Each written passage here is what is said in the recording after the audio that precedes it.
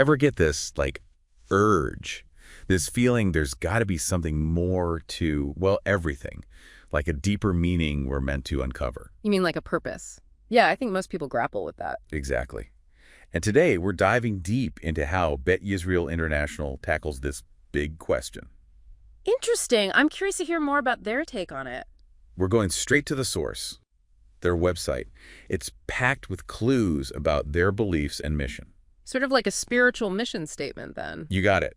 And right off the bat, they mention serving the Creator who dwells between the Kerubim. Kerubim. Now, that's not something you hear every day. Right. It's like stepping into some ancient mystical text. What's the significance there? You hit the nail on the head. It's all about Jewish mysticism, particularly Kabbalah. Oh, wow. The Kerubim are these powerful angelic beings, often linked to the Ark of the Covenant, which held the divine presence. Okay, so we're talking serious spiritual weight here.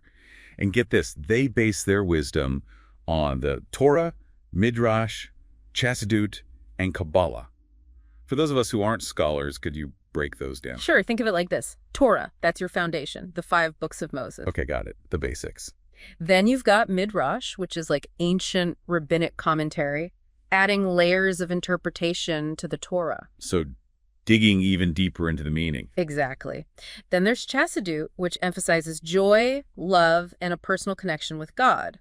Sounds pretty beautiful, actually. And finally, you've got Kabbalah, which, as we said, delves into the mystical aspects of Jewish tradition. So they're pulling from, like, a whole tapestry of Jewish thought. Absolutely. It's a pretty rich blend. And their mission, to bring divine light into the world. Whoa, ambitious.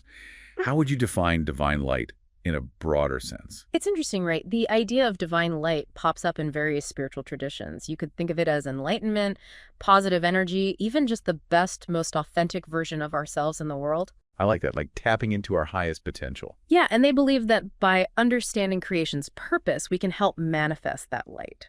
So it's about personal growth, but also making a difference out in the world. They also mention passing down this sacred purpose of creation. What might that purpose be, based on what we're seeing here? Ah, the million-dollar question.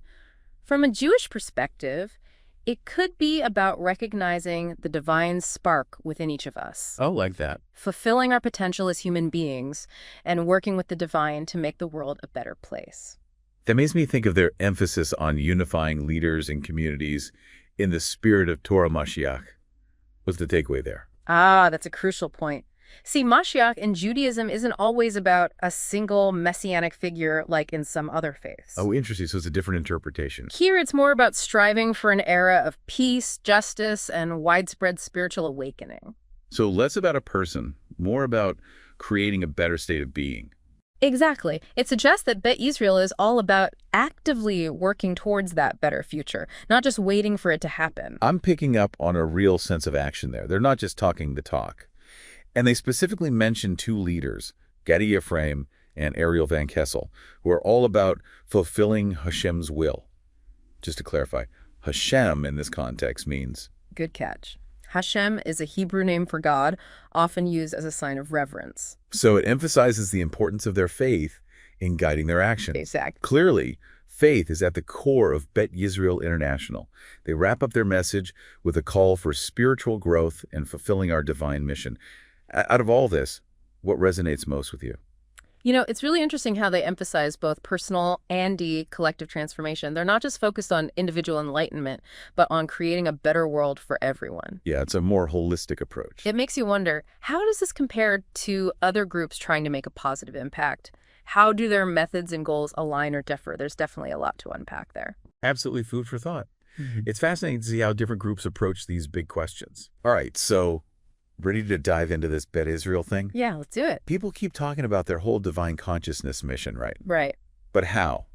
What's the plan? And let me tell you, they've got some pretty interesting ideas. Yeah, when I first saw this material, I was really struck by how organized they are about it all. It's not just like hope for the best. They've got a whole system. Okay, so break it down for me. They've got Beit Yisrael International. Then there's this whole online university thing, the Beit Yaakov Torah Online University, and then a synagogue, too. The Bet Knesset Ephraim Synagogue. Yeah. 3 things, right? It's like a 3-pronged approach, and it's really clever, actually. How so? Well, you've got Beit Yisrael International. That's like the mothership, you know. They're the ones setting the overall vision, and they're drawing on some deep, and I mean deep, Jewish traditions to do it. Deeper than just, like, opening up the Torah and reading it. Way deeper. Think Midrash, Chassidut, Kabbalah. Whoa, okay. Getting kind of mystical here. Exactly. These are the mystical traditions, and they offer a completely different way of understanding the Torah. Okay, so that's the international part. Then there's the synagogue, which I guess is, what, the more traditional side of things? You could say that. It's their physical space, right? For prayer, learning Hebrew, building community, all that good stuff. And then there's this online university, which seems, I don't know, very 21st century. All right. It's like they're taking this ancient wisdom and putting it online for, well, anyone. Exactly. And that's the point. They want to make Torah education, especially these deeper aspects we were talking about. Right, the inner dimensions. Yes. They want to make those accessible to anyone, no matter where they live. Which, I mean, that's kind of huge. Not everyone can just pick up and move to, like, any place to study. Exactly. And they get that. This online university, it's their way of saying, hey, this wisdom, this is for everyone. But they also talk a lot about everyone having a purpose, a divine mission. How are we supposed to figure that out? Yeah, that's the million-dollar question, isn't it? It is. And they're very clear on this point. They believe that everyone, deep down, senses there's something bigger than themselves, a creator. Okay. Their problem is figuring out what that creator actually wants from you. So it's like, we know there's a puzzle, but we don't have the picture on the box. Perfect analogy. That's exactly it. So how do we even begin to put the pieces together?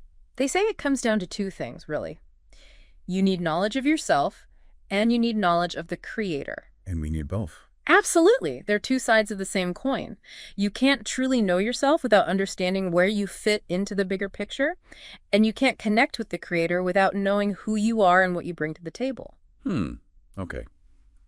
I'm starting to see how this all connects. It's all intertwined. But it's a lot to unpack. It is. But that's what we're here for, right? Exactly. This is a deep dive, remember? Okay, hold on. Gathering the scattered sparks. It's a powerful image, right? Yeah, but what are we talking about here? What are these sparks? Think of it like this. Imagine a mosaic, a beautiful one, but it's been shattered. Millions of pieces, each one reflecting a tiny bit of the bigger picture. So the sparks are like those pieces. Exactly. Each spark is a piece of divine energy, of potential, but it's scattered, fragmented. And Bet Israel's mission is to, what, gather them up, put the mosaic back together? You're getting it. They believe that humanity, we've become disconnected from our source, from each other, even from ourselves. And those sparks, that's what's lost. In a way, yes. It's like we've forgotten who we truly are. So their idea is to help us remember. Exactly. And they believe the Torah holds the key. The Torah. But, like, isn't that, I don't know, a lot of people think it's kind of a closed book, right? Only for certain people. That's a misconception, actually. Bet Israel would say the Torah is for everyone. But it's not always easy to understand. That's where those inner dimensions come in, remember? Oh, right. Right. The Midrash, Kabbalah, all that. They see those as tools, ways of unlocking the deeper meaning of the Torah. So it's not just about the literal words on the page. Not at all. It's about the hidden layers, the secrets waiting to be uncovered. And their online university, that's part of how they're sharing those secrets? Absolutely. They're making these teachings accessible to everyone. It's amazing, really. A global classroom for spiritual exploration. And that's all part of, what, gathering those sparks? It's all connected. The more we learn, the more we connect with our true selves, the closer we get to putting that mosaic back together. Okay, I think I'm starting to get it. But then there's this whole other part, right? About elevating the physical world, making it more, I don't know, holy. They talk about making a dwelling place for the divine here on earth. Which, I mean, that sounds nice and all, but how?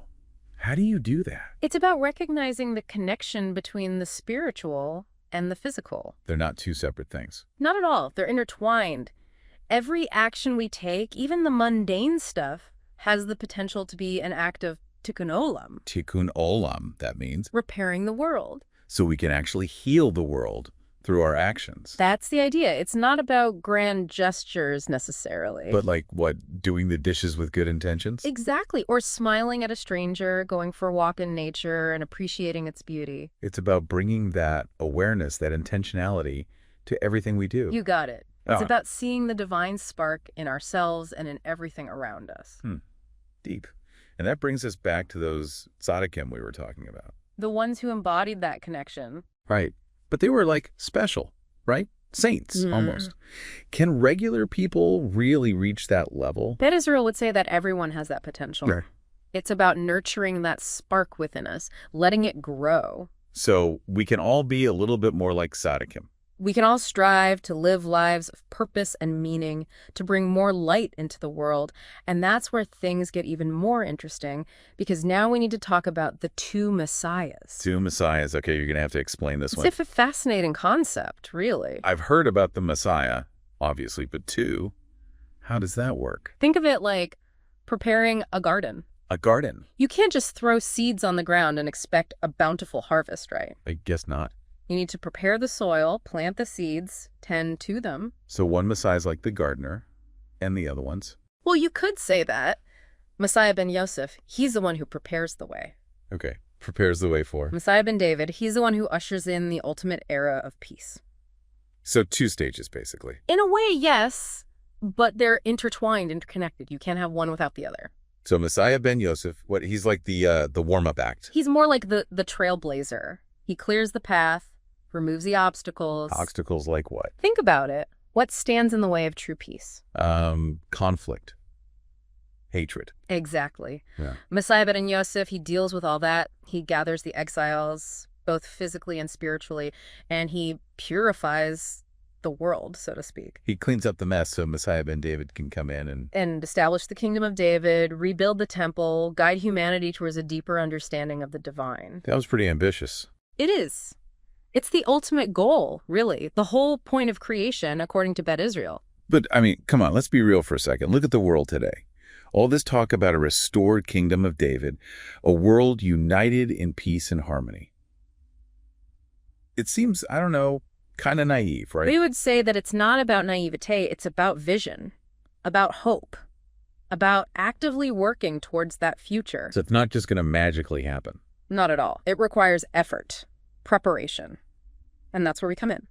What can we do? Everything we've been talking about, it's all part of it. Fulfilling Mitzvot, learning Torah, working to repair the world. So by living consciously, ethically, we're contributing to this bigger picture. Exactly. Each act of kindness, each step we take towards a more compassionate way of life, it all adds up. And that's how we prepare for the Messiah. That's how we become partners in redemption.